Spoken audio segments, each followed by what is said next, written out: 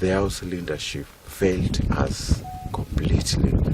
And I would like to say that whatever happened, let us put it behind and let us support our president to ensure the finance bill of 2008 it is totally implemented. And we know we had the numbers to shoot down the finance bill. But of course we were robbed victory. We had numbers, but the speaker misbehaved. And soon we reconvene the House. We are going to evaluate the House leadership. We have to know what our minority leader, our majority leader, and the speaker, the direction they are taking. We engineered this budget deficit.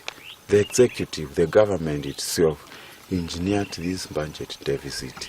That is why I'm saying the best thing we can do is to ensure proper, efficient kind of system is put into place to ensure revenue is collected adequately.